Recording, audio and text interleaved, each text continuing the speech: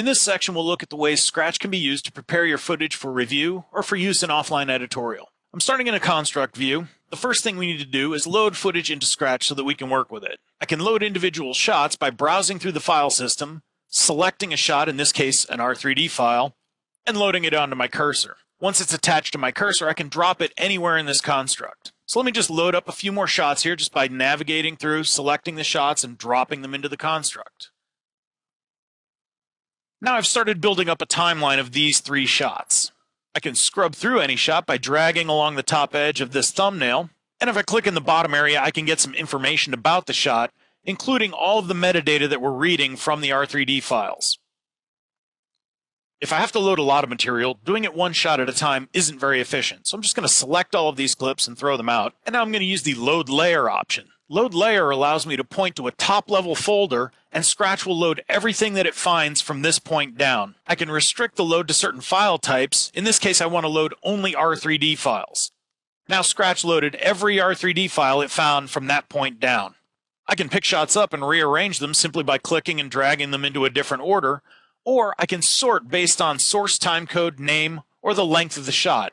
In this case, I'll just resort this timeline based on source timecode. If I need to locate a particular shot in this timeline, I can bring up a search window and type in a few parameters and have Scratch find any of the shots that fit that parameter. In this case, I found every shot that starts with A003. If I select the shot, I can go right to that shot in the timeline.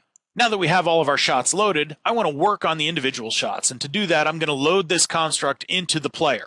Inside the player, we see that I'm working with an HD resolution frame here, but all of my source footage is 4K, so it's extending out beyond the edges of my working resolution. To fix that, I'm going to use the shot framing tools inside Scratch. I've got interactive control over this shot, so I can scale it up and down and move it around, or I can use one of these presets to automatically fit this shot to the width of my working resolution or the height. Now, I've only worked on this one shot. If I want to adjust all of the shots at once, I can use the All button to just quickly set every shot to either fit width or height. Now that all of my shots fit within my working resolution, let me just reframe that a little bit so we can see it. And I'm going to start doing some color work on these shots. Now, because this source material is R3D files, I can access all of the metadata that was set on the camera right here inside Scratch. If I come down to a couple shots near the end here, we can see that the Kelvin and tint have been adjusted differently from the other shots in the timeline.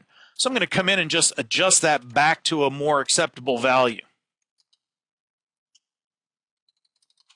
Now I've got those shots more in line with the rest of my footage. If I jump back to the head of the timeline here, we can go ahead and start doing some additional color work on these shots. For that, I'm going to switch to the primary color grading toolset. In the primary grade, I can use standard lift, gamma, gain controls to start adjusting the look of this image. I'm just increasing the contrast a little bit and taking some of the saturation out to just adjust the image from this to this. If I like this particular look, I can copy it and paste it onto every shot in the timeline very quickly. Now, some shots in the timeline might need a little extra work, and I can still manipulate those independently. Jumping back to my first shot, if I want to create a few different versions of this shot, I can just swipe off to the right, add a new version. Now let's do something a little bit different. I'm going to push this up quite a bit more, and we'll take some of that saturation and put it back. I'll add another version now, and on this one, I'm going to do something a bit more extreme. I'm going to take all the red out of this shot and go with something that looks a bit more of a bluish color. So on this shot now, I have 3 different versions that I can switch between. If I like where this footage is at now, I'm going to go ahead and set it up for a layoff. First, I want to get some metadata overlaid on top of this image.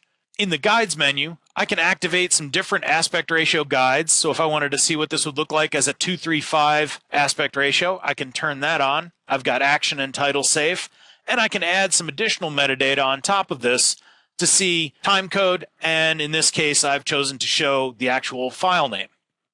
And this is all real time, so as I'm moving through the timeline, this data is updated based on the source material. At this point, I can switch over to my playout menu and take control of a deck and do a frame-accurate layoff of this directly to tape in real time, or I have the option of switching over and adding either an MXF or a QuickTime export node, which would then allow me to lay off in any of the QuickTime or MXF formats.